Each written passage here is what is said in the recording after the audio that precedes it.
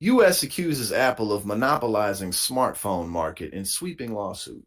Justice Department lawsuit alleges tech giant illegally prevented competition by restricting access to its software and hardware.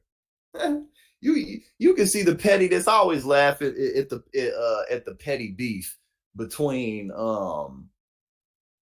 Apple and like Android products. Like if you're texting somebody who has an Android phone, it's like none of Apple's features will work. The spell check thing won't work. It won't complete your words for you. You can't send videos that are longer than like 15 seconds. Like nothing works well. Like it's hilarious. And I get it, but the U.S. government on Thursday filed a sprawling antitrust case against Apple, alleging that the tech giant has illegally prevented competition by restricting access to its software and hardware. The case is a direct challenge to the company's core products and practices, including its iMessage service and how, right, definitely that, and how devices such as the iPhone and Apple Watch connect with one another. The lawsuit filed in federal court in New Jersey alleges that Apple has monopoly power in the smartphone market and uses its control over the iPhone to engage in a broad, sustained, and illegal course of conduct. The complaint states that the case is about freeing smartphone markets from Apple's anti-competitive practices, arguing that the company has thwarted innovation to maintain market dominance. Quote, Apple has maintained its power not because of its superiority, but because of its unlawful exclusionary. My bad. I was got a text, distracted me.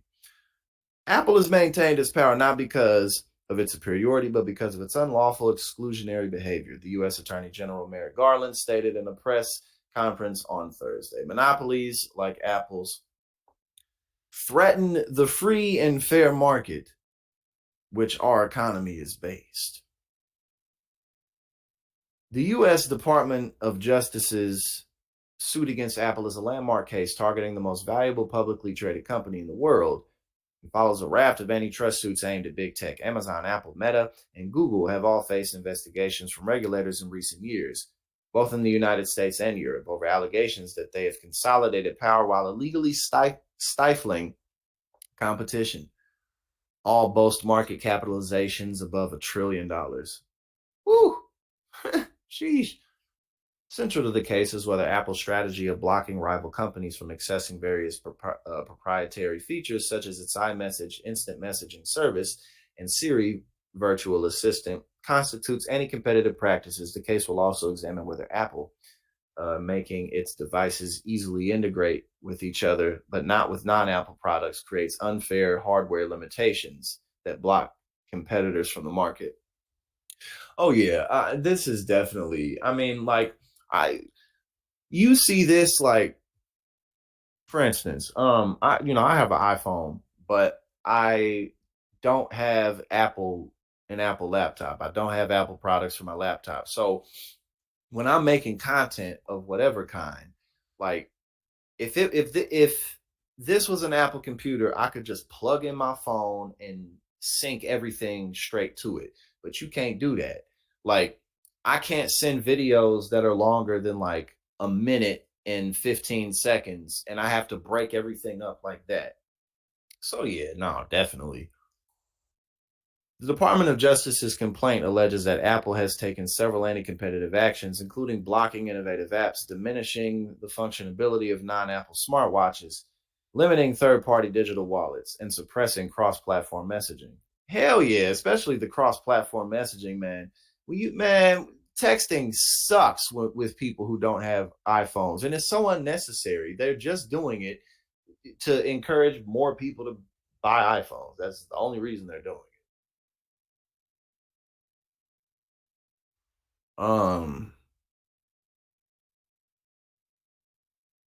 Apple quote, Apple creates barriers and makes it extremely difficult and expensive for both users and developers to venture outside the Apple ecosystem, Garland said. The complaint alleges that these practices go back over a decade and is part of a long-standing playbook at the at the company. My bad, I thought about something totally different and started laughing.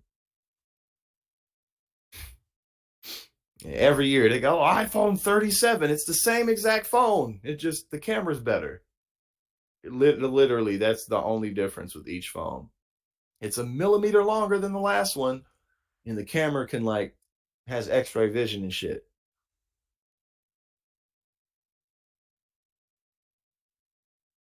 A recent saga that drew regulators' attention was Apple's interactions with the messaging startup Beeper, which last year launched a product that would allow non-iPhone users to send and receive iMessages.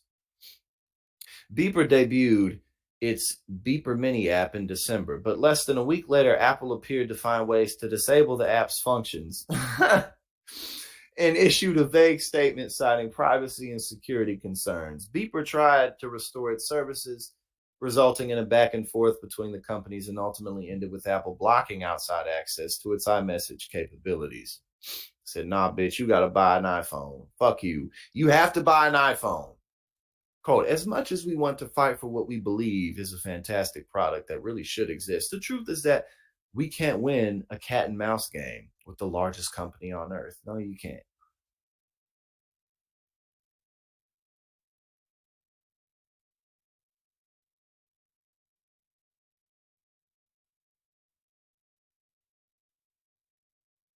I'm just skimming through it.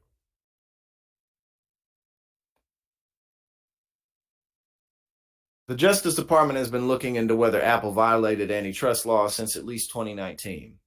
When the Bureau began a wider push into investigating big tech's anti-competitive practices, that effort has culminated in several high-profile antitrust cases, including a case focused on Google's search engine that went to trial in 2023, and another based on Google's advertising business that is set for later this year.